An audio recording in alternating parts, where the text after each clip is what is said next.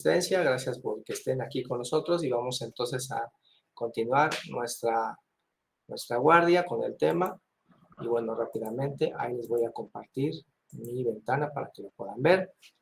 Entonces, el domingo fue domingo de testimonio, pero de todos modos hablé un poquito sobre eso, pero vamos a continuar. Entonces, de acuerdo al estudio del miércoles, nos habíamos quedado en este tema, ¿verdad? Sobre la no tolerancia y que pues ahora, gracias a la tecnología, pues podemos opinar. Las opiniones de muchas personas pues se escuchan, ¿verdad? Se ven, pero pues aquí como vemos, como nos habla el Señor, nuestro Padre Celestial, por ejemplo, en Levítico, fueron los dos textos que leímos antes de acabar el miércoles, dice, no harás injusticia en el juicio, ni favoreciendo al pobre, ni complaciendo al grande.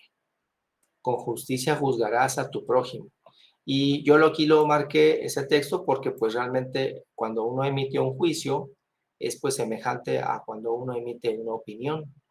Entonces pues creo que aquí es algo importante que Dios nos pide que tomemos una gran consideración en valorar cada vez que de nosotros salen opiniones, ¿verdad? Opiniones que tienen que ver con el juicio hacia quien está frente a nosotros, porque pues es común que las hagamos, ¿verdad?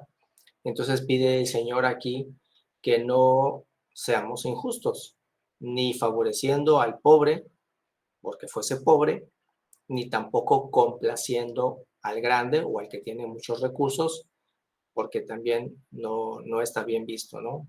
Sino que dice ahí, con justicia juzgarás. Y creo que si nos hacemos una pregunta a profundidad de qué significa juzgar con justicia, pues implica que sería interesante ampliarlo, me lo voy a dejar de tarea para una siguiente sesión, un diagrama para ver todo lo que implica ese proceso de juzgar con justicia, ¿no? Que yo les podría resumir que implica tener honestidad para hablar de los temas que uno conoce y cuando uno no conozca del tema, pues ponerse uno a estudiar antes de emitir el juicio y cuando uno emite el juicio, aclarar a quien te escucha hasta dónde sabes, ¿no? O sea, tú dices, tú puedes opinar y decir, bueno, esto es lo que yo considero y hasta aquí llego porque hasta aquí sé, ¿no? Pero es muy importante entonces el considerar la gran importancia que tienen nuestras opiniones para quien nos escucha. Dice el 16, no andarás chismeando entre tu pueblo, no atentarás contra la vida de tu prójimo, ¿sí? Porque entonces eso es lo que se genera. Y también leímos Levítico 19:17 que dice, no aborrecerás a tu hermano en tu corazón, razonarás con tu prójimo, que es precisamente como comentábamos, para evitar lo que pasó con Caín y Abel, ¿sí?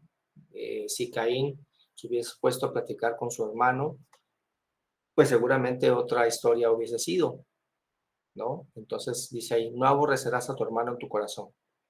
Entonces, el verdadero problema no es que nosotros o nuestros hermanos o la gente se equivoque, sino que el que nosotros atesoremos en nuestro corazón odio hacia los demás.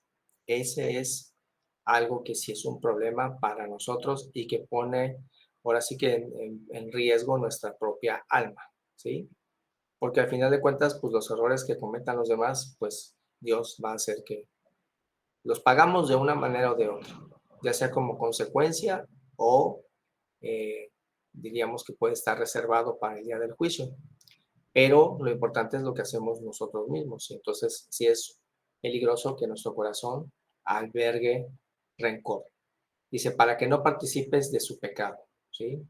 Por eso dice, no aborrezcas a tu hermano. No te vengarás ni guardarás rencor a los hijos de tu pueblo, sino amarás a tu prójimo como a ti mismo. Y esta, mis hermanos, es una solicitud que hace Dios, que fíjense, es sencilla, pero es muy poderosa. Es sencilla de leer, pero sabemos que a veces es compleja de llevar a cabo porque pues sí sentimos a veces esa tristeza, sentimos esa, pues, ¿qué se puede decir? Decepción tal vez a veces, ¿no? De las cosas que suceden a nuestro alrededor por las personas que conocemos o a veces que no conocemos, pero creo que esta es una forma en la cual nos defendemos o cualquiera se puede defender. Por eso dice ahí nuestro Padre Celestial, no guardes rencor. El rencor no te va a llevar a nada, nada más nos mantiene en un, pues como si estuviésemos en un hoyo que es fácil de salir, pero que no nos queremos salir de ahí, ¿sí? Entonces nos mantiene presionados. Y créanme que muchas de las cosas que hoy suceden y que son negativas en el mundo vienen precisamente de que la gente ha guardado rencor a padres, a hijos, a jefes, a familiares o a empresas o a lo que sea, ¿no? Y eso va generando una cadena de sentimientos que solamente nos estorban, ¿sí? Y forman parte de las consecuencias de los problemas que hoy también padecemos, ¿sí? Entonces, por eso esto es algo que debemos de considerar muy, muy importante de nosotros aplicarlo y defendernos. Esa es una forma en que nos podemos defender, que nos podemos proteger de que nuestro corazón se vuelva insensible, ¿sí? Por eso dice, no te guardes, no te vengarás ni guardes rencor. Bueno, pues esos fueron los dos textos que leímos el miércoles. Vamos entonces rápidamente a continuar con este que te decía aquí, tecnologías invasivas. Y esto me refiero, nuestros hermanos, pues a tecnología, pues lo que tiene que ver con los avances de la ciencia, que así como la ciencia avanza, ¿verdad? Pues va generando, pues, cambios en nuestras vidas, ¿no? Por ejemplo, hace algunos siglos, pues no existía el automóvil, la gente se transportaba solamente a pie, a caballo o en burro, en carreta, ¿verdad? Después vino la invención del auto. Pero fíjense, me estoy acordando ahorita otro cambio muy interesante que se dio antes de ese, que igual no muchas personas recuerdan, pero tiene que ver con, por ejemplo, la imprenta, ¿sí? Recuerden que durante muchos siglos los libros siempre se hacían a mano. Gente muy capacitada, gente que estudiaba, ¿verdad? Gente que le enseñaban. Para empezar, tenías que saber leer y escribir. Y recuerden que durante muchos siglos, saber leer y saber escribir era reservado a muy pocas personas. Saber leer y escribir, pues casi siempre era reservado a los líderes, a los reyes y a los sacerdotes o a la clase religiosa. Y el ciudadano común y corriente, ¿no? Si te tocaba ser agricultor, si te tocaba ser ganadero, si te tocaba ser herrero, que son de las actividades más comunes del mundo antiguo, ¿verdad? Pues no sabías leer, no sabías escribir. Por lo tanto, los libros eran caros. Mandar a hacer un libro o que te dieran un libro, pues era una comisión que podía llevar años en que el escribano hacía su labor a mano y te entregaba el libro. Entonces, imagínense, hermanos, qué cambio sucedió cuando Gutenberg creó la imprenta, que es un mecanismo que permite la impresión en papel, ¿sí? De, pues, un texto, ¿no? Y se puede imprimir muchos en muy poco tiempo. Entonces, la labor de escribir a mano desapareció. Bueno, no desapareció, sino que el hecho de poder imprimir ahora permitió que se hicieran más rápido ahora los libros. Ya no era necesario que alguien artesanalmente lo escribiera. Y ustedes me dirán, bueno, hermano, ¿y eso qué tiene que ver con lo que estamos hablando? Bueno, que hubo un gran cambio. Hubo un gran cambio a todos los niveles, porque entonces, por ejemplo, se provocó que más gente aprendiera a leer y escribir, ¿sí? Gracias a la imprenta y que, por ejemplo, una de las primeras cosas que se imprimieron fueron pues esta protesta que hizo Martín Lutero, ¿sí? Para reclamar, ¿sí? A la Iglesia Católica de ese tiempo los abusos que estaban cometiendo, ¿verdad? Y se imprimió en una imprenta ahora sí que su postulado de ideas. Y gracias a esa imprenta que se a que se imprimió en imprenta, se pudo distribuir rápidamente. ¿Ustedes se imaginan que le encargaran a alguien que hiciera a mano? Oye, hazte a mano pues una carta, ¿no? Donde vamos a escribir lo que no estamos de acuerdo. Y ahí está la persona escribiendo a mano. ¿Y cuántas quieres? No, pues es que quiero 200. ¿Cuándo acaba, mis hermanos? ¿Cuándo acaba una persona haciendo a mano un folletito? Por ejemplo, mira, aquí tengo uno. Un folletito aquí. De aquí. Imagínense que te digan, hazte 200. ¿Cuándo acabas? Y entonces, mis hermanos, lo marco porque esto de la tecnología, mis hermanos, es que siempre que hay un avance tecnológico, el ser humano tiene cambios, ¿sí? Y por supuesto, algunos son buenos y también algunos son malos. Entonces, aquí lo que nosotros tenemos que entender es, primero, que la tecnología avanza y hay cambios. Por ejemplo, esta tecnología, mis hermanos, ¿cuándo nos imaginábamos nosotros que íbamos a estar haciendo esto? De estar aquí platicando con el celular. Algunos de ustedes están en un celular, otros están en una computadora. ¿Cuándo se imaginaban esto hace 15 años? Que dábamos estudios. ¿Cuándo se lo imaginaba? ¿Nadie? Yo no me lo imaginaba. Que iba a estar viendo a las hermanas que están a la distancia, que en otros estados de la República, y hoy nos estamos viendo. Entonces, sí, la tecnología siempre genera cambios. Algunos buenos, algunos malos, pero aquí estoy detectando cuando nosotros permitimos que la tecnología, digamos que se salga de control, cuando perdemos el control. Y voy a ver aquí que dice en 1 Corintios 13:8, que también lo voy a repetir ahorita más al ratito en la siguiente lámina. A ver, vamos a hacer un poquito más chico esto para que se vea mejor. 1 Corintios 13:8. A ver, Alejandra, ¿me puedes leer ese texto? 1 Corintios 13:8. Sí, voy.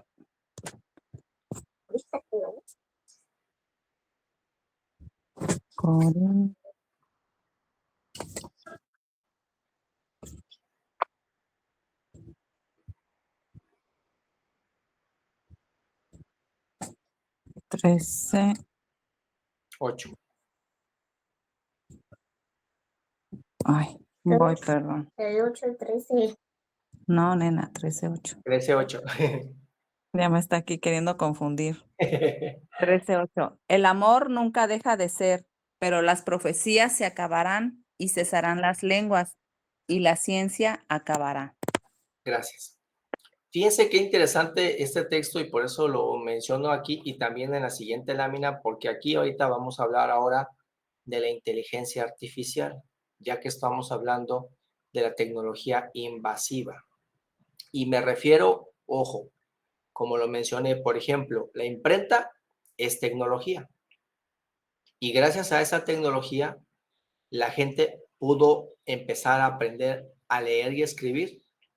Y, por ejemplo, la Biblia se hizo ahora popular. Se pudo editar los volúmenes de la Biblia y que ya no fueran tan exclusivos o tan caros como cuando un monje se ponía a hacer una copia de la Biblia a mano. Y pues por eso, digamos que parte de esta tecnología permitió que el conocimiento, no solamente de la Biblia, sino de muchas cosas, llegara a más gente. ¿Sí? Entonces, de una u otra manera, la tecnología y la relación que tenemos como personas, como seres vivientes, Dios la sabe y ha estado presente. ¿Sí? Pero aquí lo que estamos destacando es que a veces pareciera que se nos sale de control y es en donde nosotros tenemos que poner atención.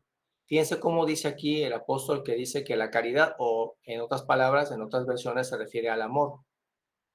Dice, nunca deja de ser. Entonces creo que hay una constante que aquí el hermano nos hace que reflexionemos, mis hermanos, que es que no importa qué actividad hagas o no importa el nivel de conocimiento, deberías de siempre mantener a tu lado al amor. Es decir, no importa que estés haciendo matemática, que estés haciendo física, que estés haciendo química, que estés haciendo sociología, que estés haciendo lo que estés haciendo. El amor debería de estar siempre cerca de ti y en el desarrollo de ese conocimiento. Es decir, el amor es un elemento que aquí el apóstol nos recomienda que nunca se separe de ti. Porque dice ahí, las profecías se acabarán. Y es interesante cuando, fíjense cómo dice también, cesarán las lenguas. Es como si dijera, se acabarán, no tendremos necesidad de hablar como estamos hablando. A lo mejor hablaremos algún día solamente con la mente, no sé. No sé por qué es interesante decir, como dicen, se acabarán las lenguas. Y luego todavía, ahora sí que concluye, ¿no? Con esa frase que dice, la ciencia ha de ser quitada.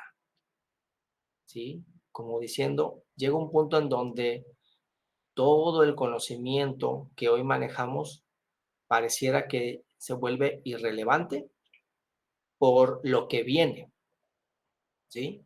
Aquí yo lo entiendo, se entiende que es precisamente cuando viene nuestro Señor Jesucristo. Pero entonces, aunque se acaban las profecías, porque todo lo que se anuncia se llega y se cumple y se acabó, se acaban las lenguas y la ciencia ya no tiene, pues no sé si decir utilidad, o ya no puede explicar, ya todo lo que lo explicó, ya no queda espacio para ella, pero hay algo que sí permanece y eso es el amor. Y esto es algo interesante que a mí me llama la atención, mis hermanos, porque creo que para muchos, no sé si decirlo así, estudiosos o científicos, parecería como una cosa absurda, como decir, bueno, ¿y el amor para qué? Me gustaría escuchar alguna de sus opiniones, mis hermanos. ¿Por qué creen que el apóstol Pablo nos invita a esta reflexión y que, fíjense, no es que nosotros ahorita, por ejemplo, no es que yo les diga, tomen los libros de ciencia y quémenlos porque ya no sirven. No, no se trata de eso. Tampoco es que yo les diga, olviden la matemática, olviden la física, olviden la química. No, no es lo que significa. Pero aquí el hermano nos permite reflexionar y decir que a pesar de todo lo que significa toda esa ciencia y el conocimiento que el hombre ha acumulado con el paso de los siglos, cuando lo comparas con el poder del amor, queda pequeño. O, en su defecto, el amor debe acompañar siempre a la profecía, a las lenguas y a la ciencia. Porque cuando veo que aquí el apóstol dice que la caridad nunca deja de ser y lo pone en contraste con otras 3 cosas que el ser humano hace, pero que sí desaparecen algún día. No ahorita, pero algún día. Entonces, ¿qué opinan, mis hermanos? ¿Por qué creen que el apóstol diga que el amor debe acompañarte siempre? No importa si estás profetizando, si estás hablando o si estás haciendo ciencia. ¿Por qué el amor te debe acompañar? ¿Qué opinan?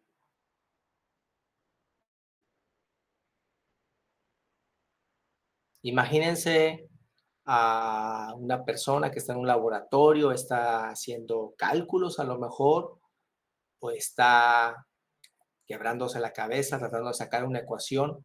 ¿Qué tendría que tener el amor ahí?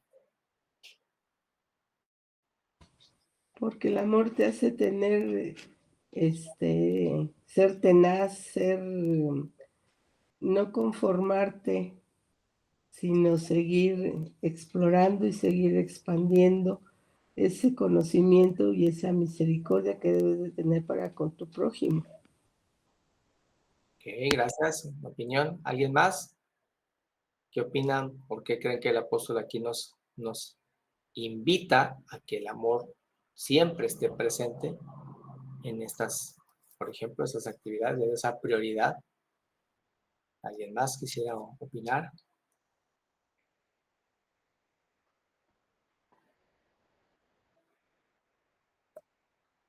Saúl, bueno, para mí, desde mi humilde punto de vista, es que cuando tú haces las cosas con amor, pues las haces bien, no ves en lo que sea, en lo que tú decidas hacer, lo haces con amor, te entregas al 100.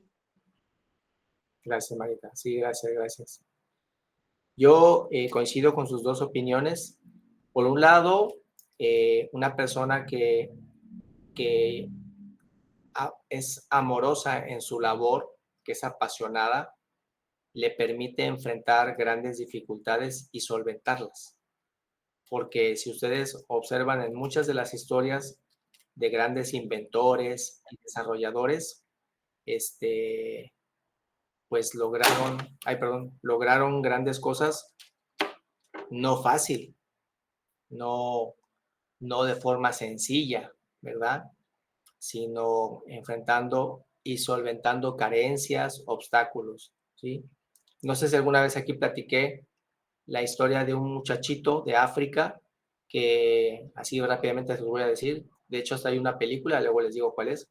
El muchachito tenía muchas carencias, pero su familia vendiendo trigo y semillas, el muchachito pues iba a una escuela privada que estaba allá en África, pero un día vino un conflicto entre otra tribu que vivía por ahí cerca donde vivían sus padres y llegaron y robaron los graneros de las personas de esa comunidad y de momento pues todos se quedaron sin trigo para vender y pues había mucha carencia. Entonces tuvieron que sacar al muchachito de la escuela, ya no le podían pagar que fuera a la escuela. Pero entonces el jovencito no se rindió, porque él sabía que había algo, cómo podía él apoyar a su familia y a su comunidad. Entonces pidió permiso para seguir entrando a la biblioteca. Le dijo a la escuela, miren, yo está bien que no me den clases, pero permítanme yo entrar a la biblioteca y préstenme los libros de física y yo los leo, yo trato de aprender por mi cuenta. Y pues a regañadientes, o no sé si escondidas, pero pues el muchacho lo hizo y de ahí él después se fue a la basura a buscar, porque se le ocurrió una idea. Él decía, ¿cómo podía generar energía a través del viento?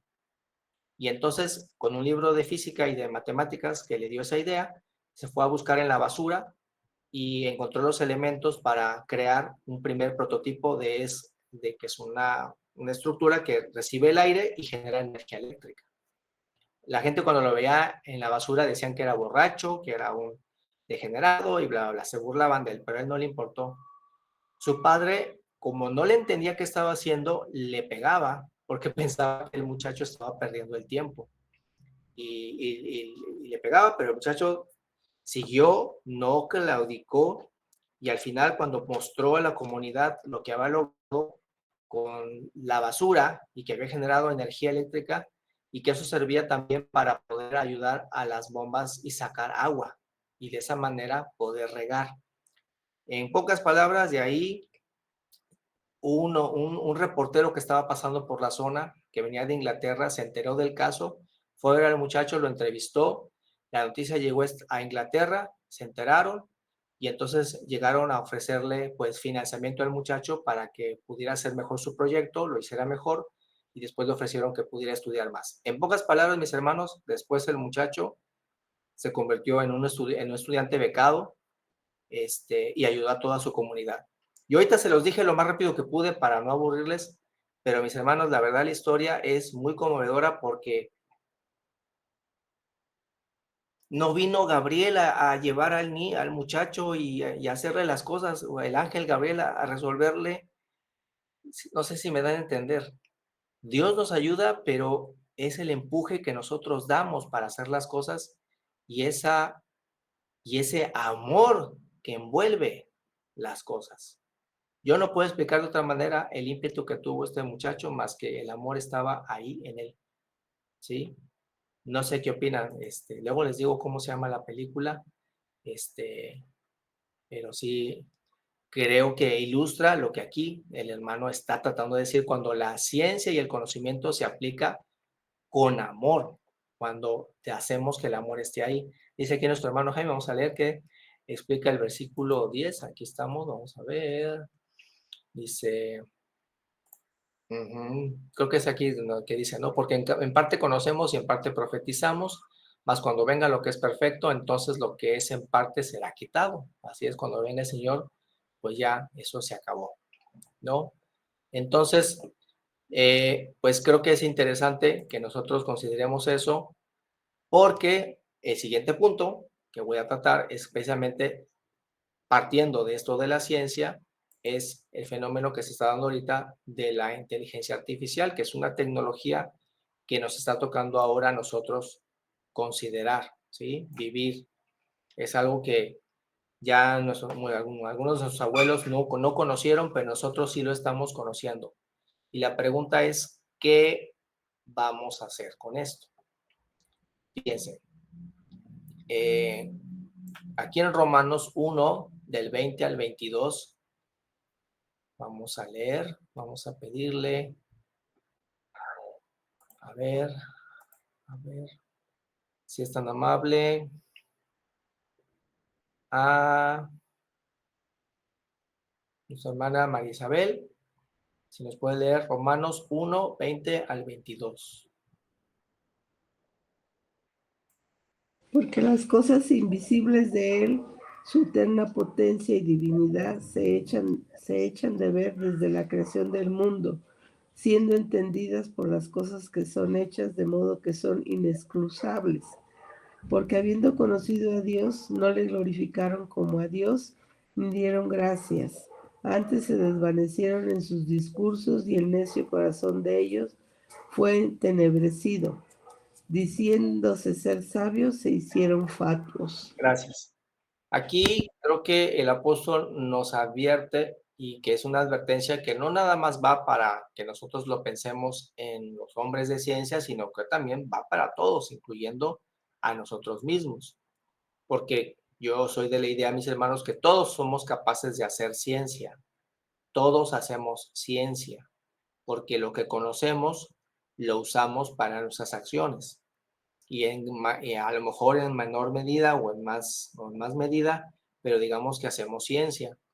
Entonces aquí me parece que el hermano nos hace esta advertencia, donde precisamente tomando en cuenta lo que vimos antes que tenía que ver con el amor, cuando en nuestra actividad carecemos de ese amor que nos permita tener, pues esa, diría yo, una conciencia fortalecida. ¿Qué es una conciencia fortalecida aquí en este ejemplo?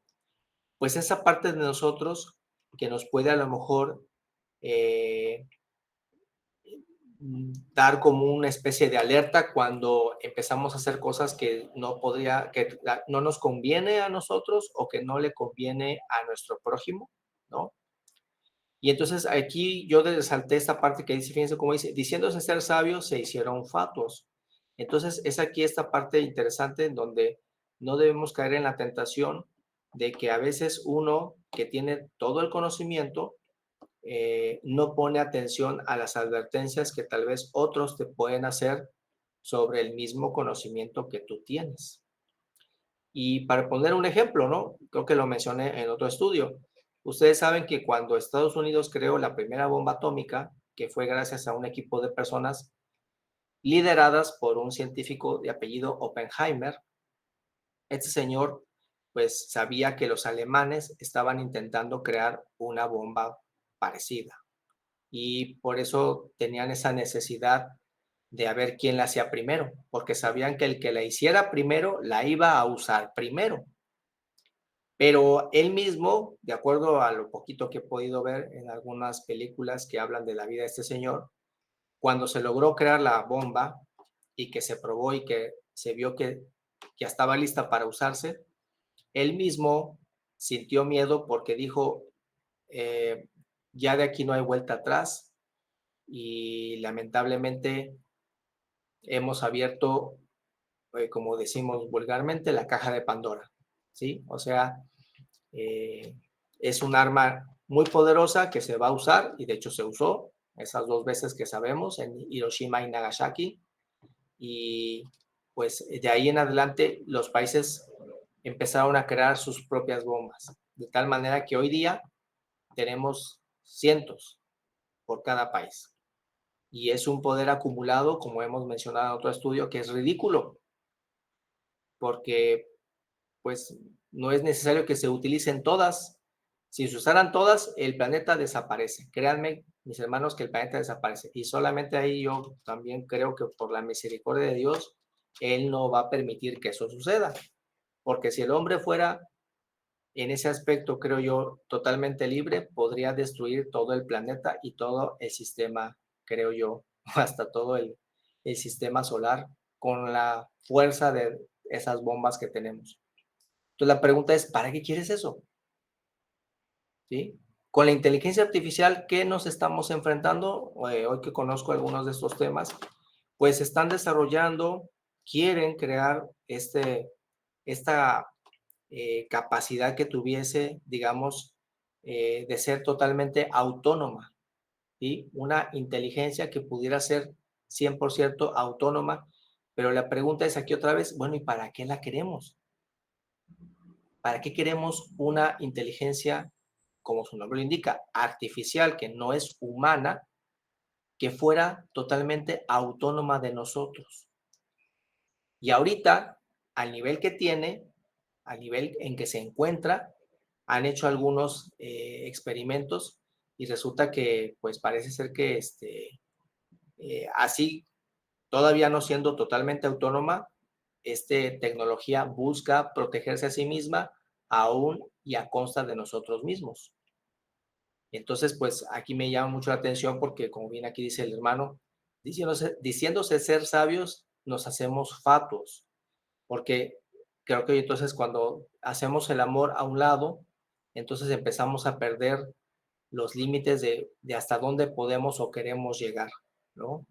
Y eso ahora nosotros estamos siendo testigos, mis hermanos, nos está tocando en nuestra era ahorita a nosotros, ¿sí? Y le va a tocar más a nuestros hijos o a nuestros nietos, porque eso es lo que más se van a enfrentar en lo inmediato, ¿no? Entonces es interesante que nuestro conocimiento no sea de pretexto para precisamente, es como si la sabiduría, mis hermanos, aquí la expresión es que todo lo que conoces, empiezas a conocer tanto de algo que eso como que te emborracha, no sé si hacer ese como simbolismo, y te vuelves, ¿qué es fatuo? ¿Cómo podemos definir fatuo? A ver, vamos a ver rápidamente qué significa fatuo. En mi versión dice necio. Necio, ándale. Dice aquí, la traducción literal sería lleno de presunción, vanidad infundada y ridícula, falto de razón o entendimiento. Y pues pareciera, ¿no? Porque yo cuando no sé qué tanto ustedes, mis hermanos, hayan o escuchen o sepan de estas noticias de la inteligencia artificial, le llaman independiente, ¿no? Pero cuando yo veo que dice, es que se están esforzando por crearla, yo digo, bueno, pero ¿qué necesidad tenemos? ¿Qué necesidad tenemos de crear eso si luego no lo vamos a poder controlar? O sea, ¿cuál es la necesidad y la urgencia de crear esto? ¿Para qué? ¿Sí? Hoy mis alumnos hay programas pequeños de inteligencia artificial y los usan ya en sus actividades escolares. ¿Sí? Y aquí también la pregunta es, no podemos evitar que los usen, sino ahora tratamos de practicar cómo usarlo de la mejor o de la forma más inteligente posible. Porque no se trata que ahora la inteligencia haga todo por ti, sino de qué manera tú no vas a perder el control o el papel que te toca, ¿sí? Vamos a ver aquí el siguiente texto que puse aquí al lado, que dice 1 Timoteo 6, del 7 al 10. 1 Timoteo 6, del 7 al 10. Y yo creo que aquí hay un poquito de lo que sucede hoy día, del por qué hay aspectos de nuestro desarrollo tecnológico y de la ciencia y también de la inteligencia artificial que se está volviendo peligroso. A ver, Raquel, ¿puedes leer? ¿Tienes ahí acceso a tu Biblia? Sí, manito. Adelante, léeme, Raquel, 1 Timoteo 6, del 7 al 10. Del 7 al 10. Porque nada hemos traído a este mundo y sin duda nada podremos sacar. Así que teniendo sustento y abrigo, estemos contentos con esto. ¿Ese? Sí, sigue hasta el 10. 9 y 10, falta 9 y 10. Dice, porque los que quieren enriquecerse caen en tentación y lazo, y en muchas codicias necias y dañosas que hunden a los hombres en destrucción y perdición. Porque raíz de todos los males es el amor al dinero, el cual, codiciando algunos, se extraviaron de la fe y fueron traspasados de muchos dolores. Gracias. Entonces vemos aquí, mis hermanos, que aquí el apóstol, que yo en mi opinión, por eso lo puse el texto, le da como el clavo. ¿Por qué la ciencia en algunos momentos se vuelve, pues como dice el texto anterior, diciéndose ser sabios, nos volvemos fatuos? Y ponemos muchos ejemplos, mis hermanos. ¿Desde cuándo se sabe y se conoce, por ejemplo, los padecimientos de la diabetes? Desde hace mucho tiempo ya.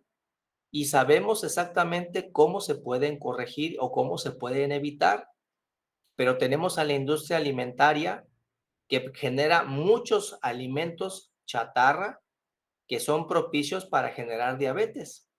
Y entonces ahora resulta, mis hermanos, que nuestros antepasados padecían menos diabetes que hoy que tenemos más acceso a más alimentos, porque ahora también tenemos un montón de alimentos que no debemos consumir y que son ricos y sabrosos, pero que hacen daño. Y en todo eso hay ciencia, mis hermanos. Todo eso, ¿cómo se generaron esos productos? Pues con ciencia. Y entonces, ¿por qué se generan, mis hermanos? A ver, ¿por qué se siguen produciendo? Pues porque hay ganancias de dinero. ¿Y dónde están las medicinas verdaderas que pudieran curar la diabetes o el cáncer o todas otras enfermedades? Pues no las venden, porque la verdadera intención, por ejemplo, cuando yo veo, mira, a ver, díganme, mis hermanos, cuando ustedes ven un comercial que dice que te tomes una pastilla para el dolor de cabeza, fíjense, es un anuncio que dice que te tomes una pastilla para el dolor de cabeza. Te dice que compres la pastilla para que no te duela la cabeza. Díganme, mis hermanos, ¿esa es la solución? ¿La solución es la pastilla?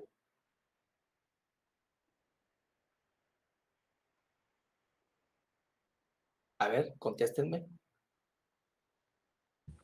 No, hay un estudio que dice que cuando te duele la cabeza es porque le hace falta agua al cerebro y entonces te recomiendan que tomes, pues te recomiendan que tomes cierta cantidad de agua al día porque eso te ayuda en muchas funciones de tu cuerpo. Así es. El dolor en el cuerpo, mis hermanos, es una alarma. Dios nos dio dolor en el cuerpo porque es la alarma del cuerpo cuando te dice que algo está mal. Y la pregunta que te tienes que hacer es, ¿por qué me duele la cabeza? ¿Qué hice mal que ahora me duele la cabeza? Pero en la tele te venden que la solución es la pastilla. Sí, indudablemente tenemos ahí la pastilla, la podemos usar, pero el razonamiento creo que debe ser, ¿y por qué te duele la cabeza? Debes de atacar el problema de origen, ¿sí? Y aquí por eso me gusta mucho este texto, porque nos está diciendo que porque querer enriquecerse, caen en tentación, en lazo, en muchas codicias locas. Y entonces, ¿qué es mejor? Publicar y decirle a la gente cómo evitar el dolor de cabeza, explicándonos a todos cómo se genera. Si tú sabes cómo viene un dolor de cabeza, como por ejemplo lo que acaba de decir nuestra hermana, por ejemplo, la falta de agua. No tomas agua y agua buena, porque hay de aguas a aguas, que también es otro punto. Pero bueno, no nos metámonos en más ahorita. Si no tomas agua, ¿no? ¿Cómo no vas a evitar un dolor de cabeza? No, no te lo dicen, no lo dicen, porque entonces es mejor que nos vendan la pastilla. Ya casi voy a acabar ahorita para poder entregar la guardia, pero le doy tanto la palabra a mi hermana Ricardo, o mi hermano Ricardo, o Polita. Adelante, si son, pueden ser un poquito breves. Rápido, adelante.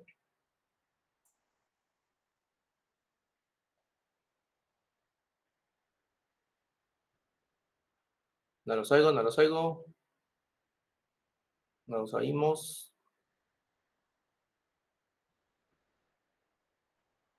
No los oímos. A la una.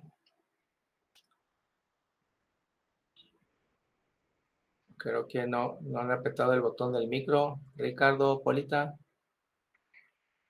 Es que se le fue Ah, ya. Adelante.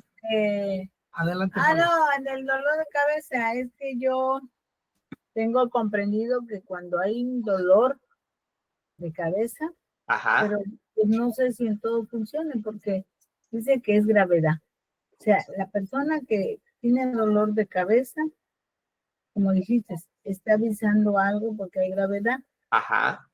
Y pues entre ellas está la falta de agua, lo que comemos, en Ajá. fin, muchas cosas. Claro. Pero sin embargo, pues yo conmigo no sé, a mí jamás me duele la cabeza. Es muy cuando tenga temperaturas cuando me duele la cabeza, y yo he estado enferma, ¿no? Claro, supero las cosas, pero generalmente a mí nunca me duele la cabeza. Pues cuando mi hija tiene dolor de cabeza me preocupa mucho porque lo tuve de jovencita, mucho, pero después de que me traté con medicina natural, desaparecieron los dolores de cabeza y hasta el día de hoy tengo, solamente que tenga temperatura, tengo un leve dolor. Claro. No, o sea, yo sé lo que es un dolor tan fuerte que está anunciando enfermedad. Así es, manita. bendiga. Sí, manita, que Dios te bendiga.